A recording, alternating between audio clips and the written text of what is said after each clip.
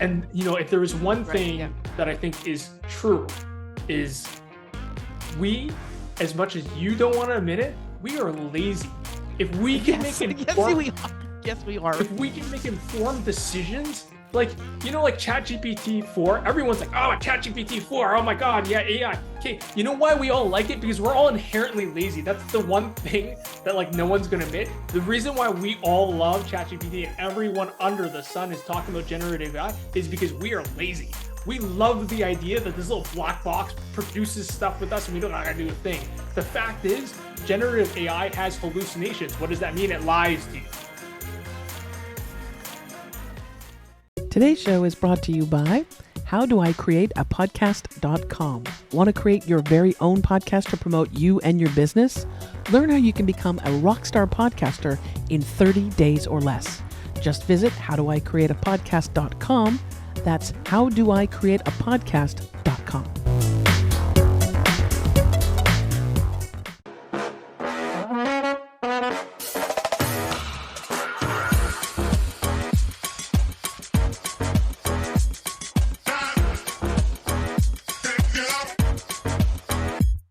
Welcome to Out of the Box with Christine. Are you willing to step into your greatness?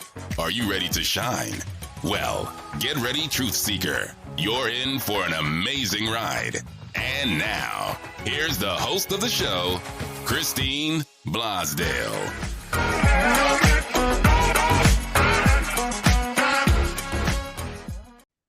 Welcome back to Out of the Box with Christine. I, of course, am your host, Christine Blosdale, your expert authority coach, helping you get you and your business the attention that they both deserve. And today I am very excited because, I every now and then the paths of geniuses sort of cross my path. And I thought today we could focus on something that's really important for you wonderful listeners and, of course, viewers on YouTube. Something that a lot of people have a hard time with. If you're a solopreneur or an entrepreneur, coach, consultant, or if you're someone who has a great product, the tough thing is how to market that product, how to market you, your brand. This is something that's really important. And so many people who are extremely talented miss the boat on or can't wrap their head around it. So I'm super excited to have Nathan Yeung joining me today. He has well over 10 years of experience advising B2B businesses on their marketing strategy, and he has helped companies build their marketing teams. He's helped launch new products into the market, which I find very exciting because it's like birthing a little baby. He has also experience and very well trained in marketing, but with also an experience in finance and management consulting. So Nathan is here to bring us a little bit of perspective and fire up our marketing brain a bit to help us improve our business and hopefully get out there in the marketplace and let people know what we offer. So welcome to Out of the Box, Nathan. Thank you, Christine. I'm going to say, you're just as smart as me doing this podcast. So I hope to provide more value than you can, Christine. Oh, I love that. I want to pull that quote. It is a good idea to have a podcast if you have a business, isn't it? It is. It is. It's actually one of the reasons why I do guest podcasts, because I don't have my own podcast. We have to fix that, Nathan.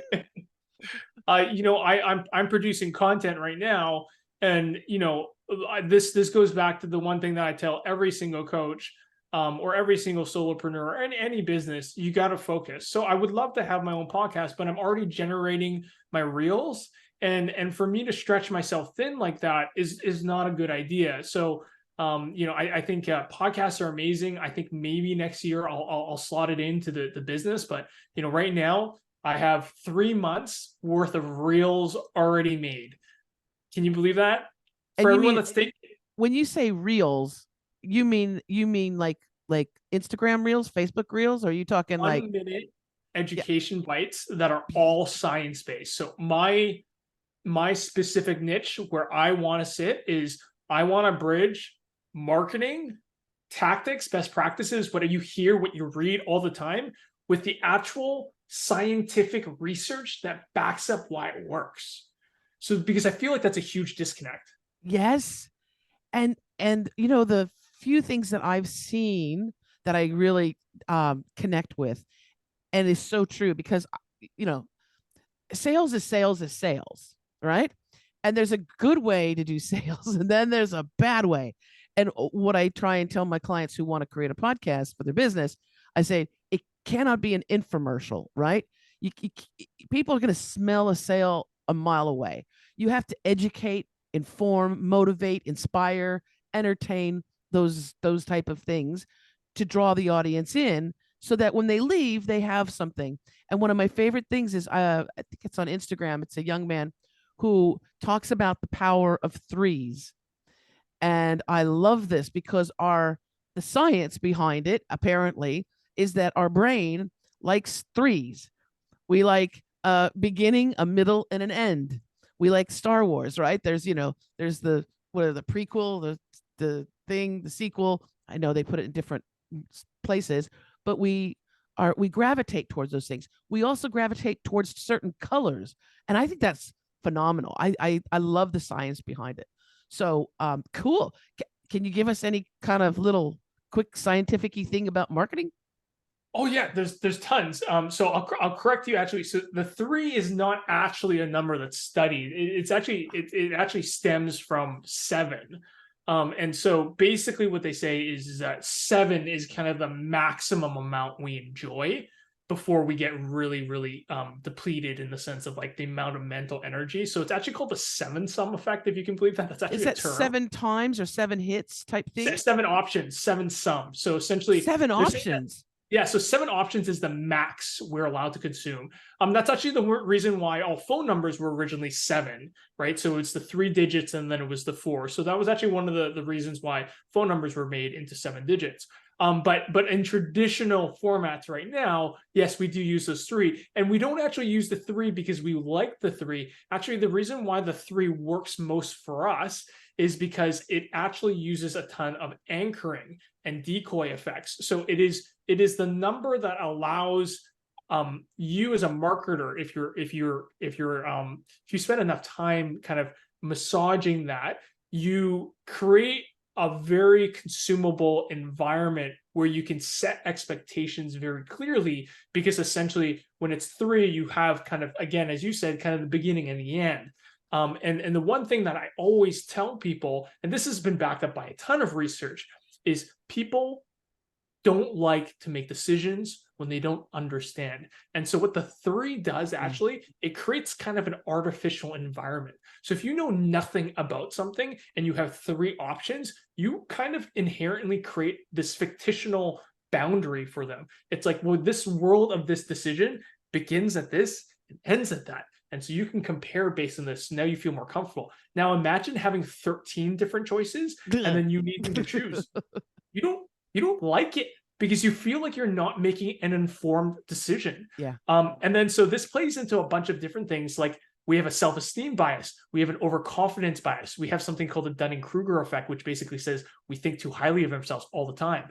And so what we do is we actually lie to ourselves. So we go, I'm making an informed decision because I actually know this is good value, because there is this beginning and there is this end, and I can understand the value of picking one of these now. And so therefore you convince yourself that you're actually making that choice well. So you feel good coming out of that decision. So the reason why 3 works isn't actually because 3 is the number that we can consume, but 3 works because it actually maximizes all these other cognitive biases or heuristics that essentially make a customer feel at ease.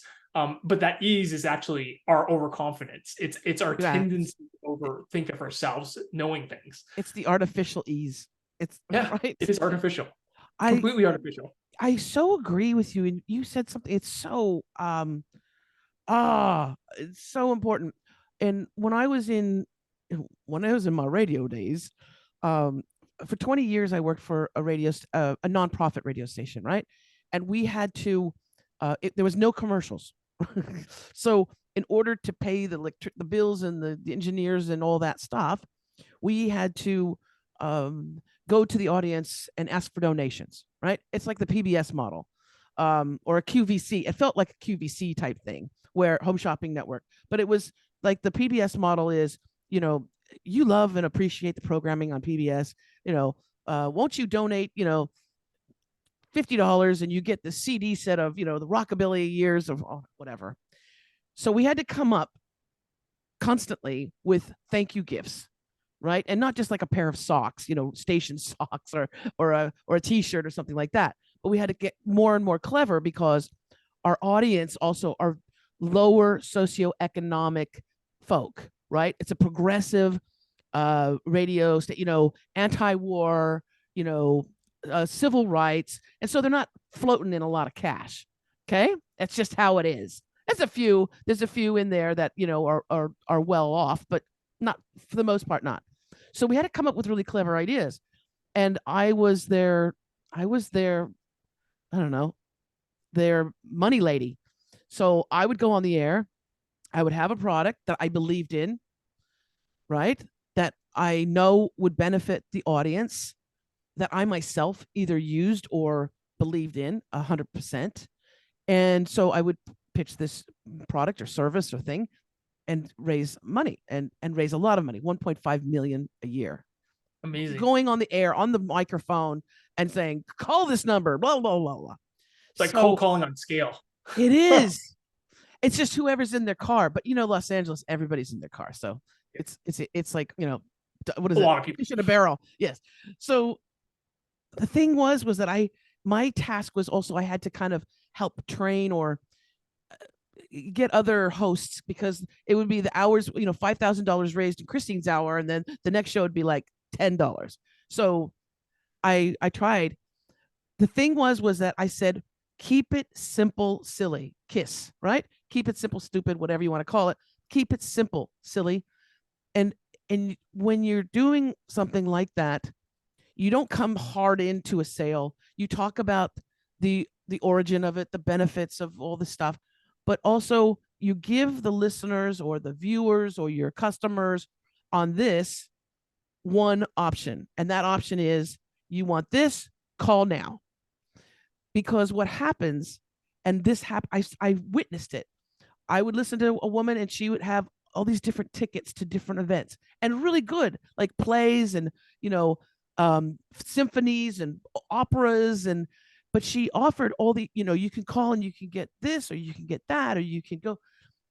And she made no money. And the stuff that she was offering was way better than mine. But it was because there was so many different choices, the audience got confused.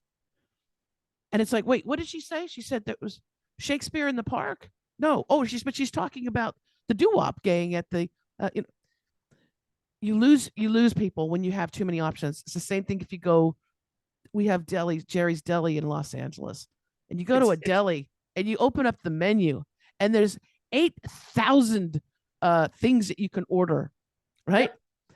And I always just would order the matzo ball soup. It's the ego depletion theory. Where this is again, so this is what I love. And look, like I'm a finance guy. I was a management consultant. I did marketing. I never once really dove into consumer research incredibly heavily. So just for everyone's sake, I am in the midst of kind of combing through 635 different consumer research articles and heuristics and biases and phenomena around psychology that directly impact marketing. So I'm about 200 articles in.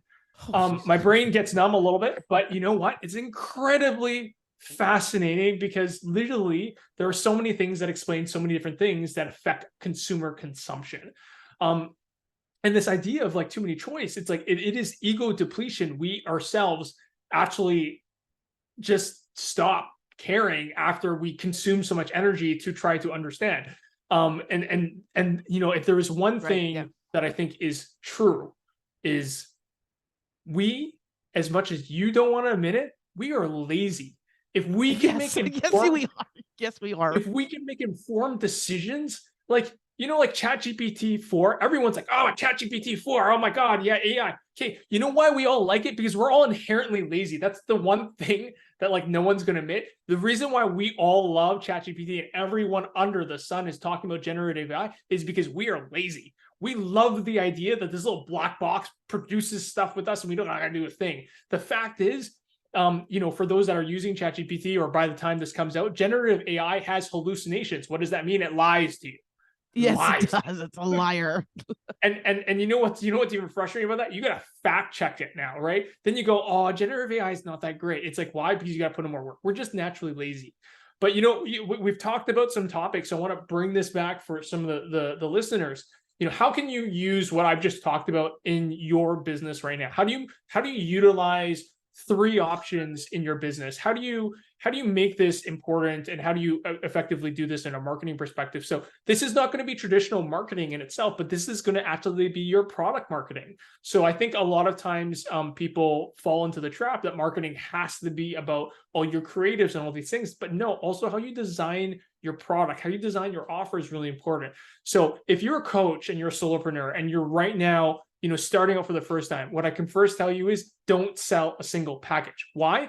Because you don't give enough things for a person to consume to make an informed decision. If you go, hey, this is the only option I have, you got to buy 5 hours monthly package, and that's my retainer, that's it, you're going to lose out on some people who just want a little bit more of optionality. Now, there's a ton of science on how you can change optionality, but you got to think about what are your 3 options. And just to make it easy, you are going to make it that super cheap and cheerful version. You're going to do the medium version, and then you're going to do the high version. So the expensive one. So you can just keep it simple for that.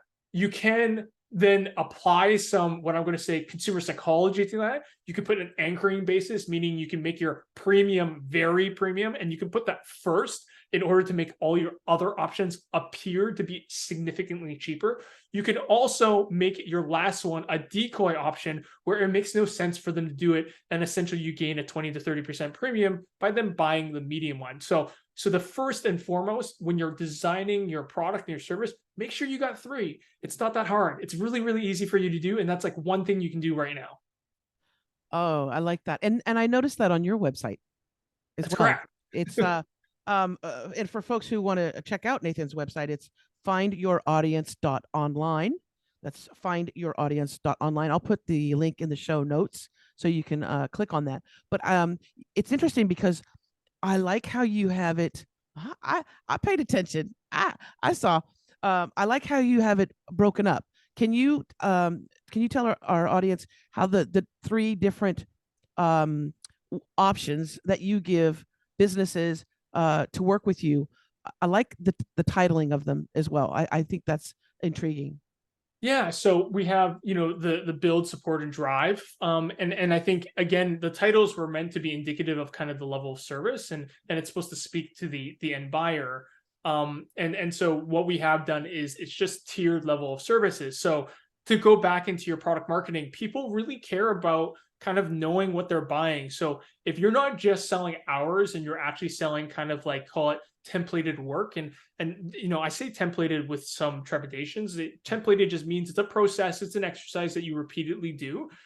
They really want to see what they're getting differently between tiers. That's why like literally 99% of all SaaS companies have those massive feature charts where they have little dots or check marks or X's showing you what it is. It's because people, again, don't like to make non-informed decisions. They don't like not being informed. So by giving that, and I can guarantee you're going to lie. You're lying to yourself if you tell me you know every single feature on those sheets. But I can guarantee you feel better making the decision just seeing the difference. And that's all a part of making someone comfortable and making them understand what the differences are. So that's essentially what we do, Christine, at Find Your Audience. Is I very distinctly care. It's like, look, on our lowest end, you're just getting shared resources. You're not really getting a lot of strategy. You're not really getting account management. On our middle layer, you're getting a marketing manager. So that means you literally have a right-hand person who's going to be helping you and managing. It's hands-off. And then on the top layer, you're going to get a CMO. You're going to get someone who's actually going to lead strategy, lead the organization into the white space where there's the greatest opportunity for growth. And we're going to help really build the company, whether that's identify new products or services, craft new messaging, craft new campaigns or initiatives, but really lead the organization into kind of the new era of growth or revenue. So that's how we split it out. We split it out based on like essentially employee headcount, because that's very intuitive. So if I say, look, you just get tactical, then you get a manager, and then you get an executive. That's really what I'm trying to say. It's really brilliant because it's and it's based on it's also, you know, because different people have different budgets as well. And so it's sort of along the line of a little bit like, you know, the do it yourself with some guidance, do it yourself model, the you know, overview, support, and then I'll do it for you type thing, in certain industries, not in everybody's industry. And I really liked what you said about the, and I don't know what the terminology, the check thing when you see, because that's how I buy. You know, when I'm excited about a program, and I want to use it, and they're smart because they let you try it for free, you know, and you go, oh my gosh, this is the best thing. And then they're like, well, now you can't use it. Now you have to choose. But then they have like the list of things, right? And they're like, for this so much per month, you get this, this, this, this. And you're like, okay.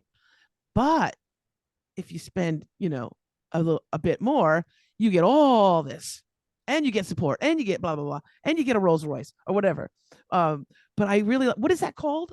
What is that? Is there honestly, it's called the contrast effect, and it just contrast allows you. Effect. Yeah, it's called the contrast effect, and basically it just allows you to compare things easily. And I'll give a really funny example. It's because it's actually this is a very prideful project for me. I was working for a mattress company, one of the largest mattress companies, and I wrote this incredibly expansive strategic document. It was 72 pages long, and I made a comment, and I said, I want us to produce a mattress that, on a feature perspective, has over 100 different layers. And I literally said, I don't care what those layers are made of. What I care about is that all of our other mattresses in our product line also have a feature statement dictating how many layers it has. And so what I'm actually doing is I'm creating an artificial way for consumers to measure a performance metric of which is not, based on research, performance measurable. So, for example, there's research actually in China that dictates that people can't actually define comfort, but comfort is the #1 performance thing that we require in mattresses. Now, there are specific things in mattresses that generate or push us towards comfort, such as the performance of cooling, such as the performance of or the sensation of firmness. But we as humans can't actually quantify that. So the funny thing that I was going to do was I was like, you guys have a hard time differentiating. So we're going to differentiate by creating an artificial metric. And that artificial metric is layers. I love that. I love that. And so you'd be like, oh, well, so was it a comparison model? It was like other mattresses or the leading. Other mattresses have 5 layers. We have 100. Oh, and it's right? A mattress. You know what? Don't you need to lay on it to figure it out? No, you sell. That's the, you know what? When selling mattresses online, like through just a website portal type thing, is a tough task. So if they have you on that, that's a pretty tough task. Because I'm like, I need to lay on that sucker. Yeah, and so the whole point is to make a consumer comfortable that they're making an informed decision. And if you can do that, that's like really important. So I'm actually going to give everyone on this call, I have not said this on any podcast. So Christine, you're getting like super, super like juicy. I haven't even released this on my personal reels. I'm going to give so I've given you guys options, right? So we've talked about like, you got to do the, the 1, 2, 3 option. Okay. Yeah. So when they agree to that option, I'm going to now add you for the next 3 options you need to give them. And this is like, I've shared this with some CEOs and they're like, damn, that's like a really smart pricing strategy. So here's what you're going to do. Say you charge $700 an hour. And if you're listening, you bulk at that, you're valuable. Don't bulk at the high number. So say you're charging $700 an hour. Okay. But say you actually genuinely really, really value long-term relationships. So you love it when someone signs up for an agreement. Let's call it like 12 months, because that's great. Like you've got a 12-month retainer and engagement versus the person who wants the 3-month engagement, then wants to go on a month-to-month, right? So what you want to do is say 700 is your base number. What you're going to do is you're not going to put 700 on your face price.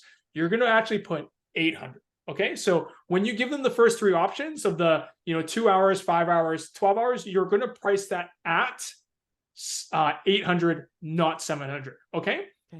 And then when they're like, hey, you know what? I'm really excited to work with you. I'm going to take your middle option. That's 5 hours a month at $700. So that's $800.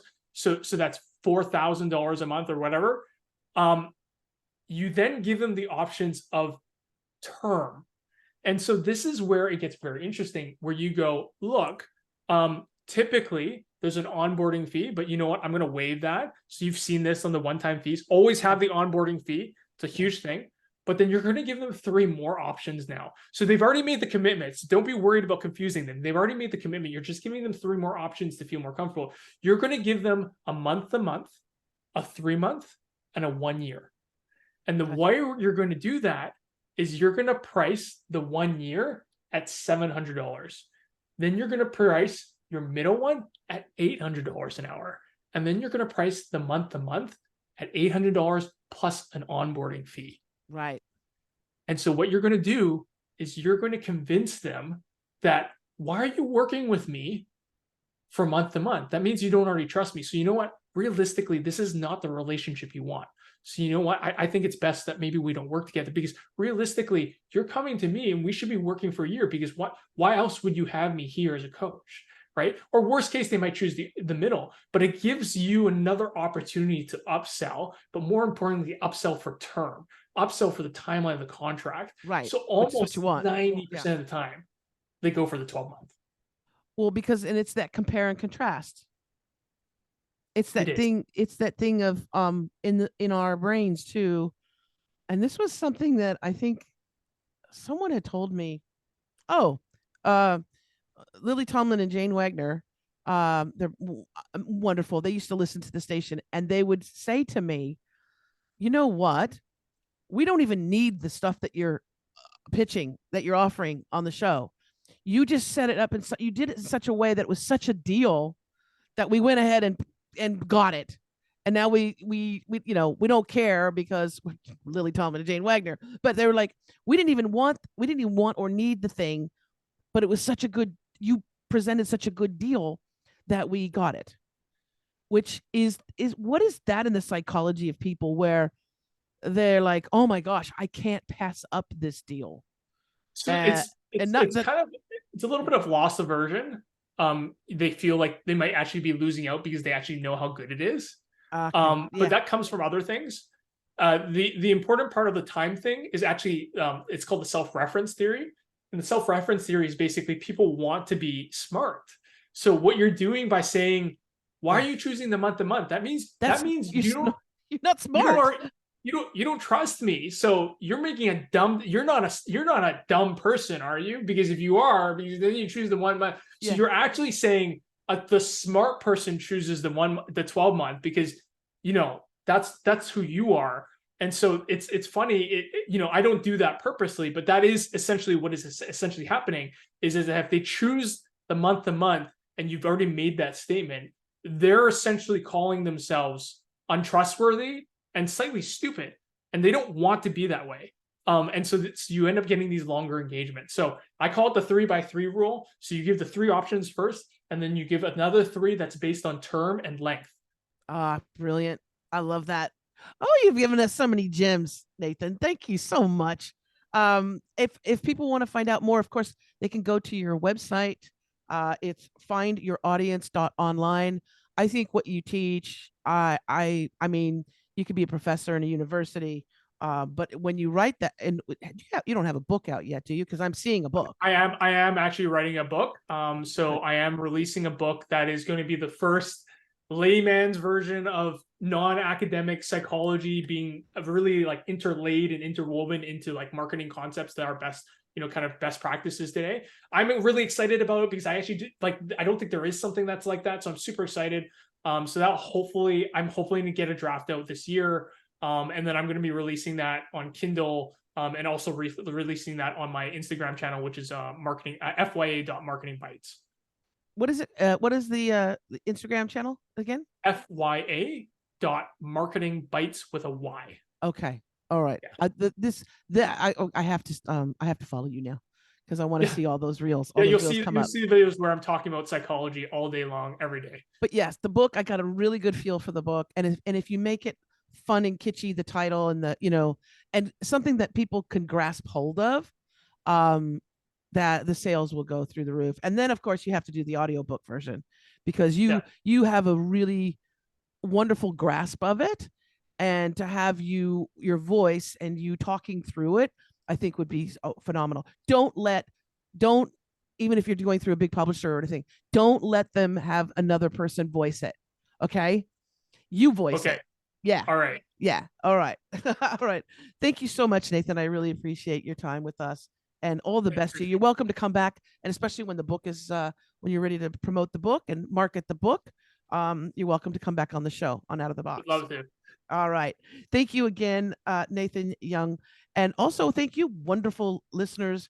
I get emails from you, and the wonderful comments that are on the Apple Podcast rate and review. Thank you so very much. Your support is lovely. And if you've been excited by the show and you want to share this with someone you work with, someone you know who could benefit from this, share the show with them as well. And if you haven't subscribed to the YouTube channel, you should, because you get to see my guests sitting next to me in all their beautiful, he's handsome. You should see. You should see. So check us out on YouTube. You can just do Out of the Box with Christine or Christine Blosdale. If you want more information about my coaching and the work that I do, hop on over to ChristineBlosdale.com. What else? Let's see. And more information on the podcast show and where all the different things that you can subscribe to, it's outoftheboxwithchristine.com. Okay. Until next time, as I always say, remember to think outside that damn box.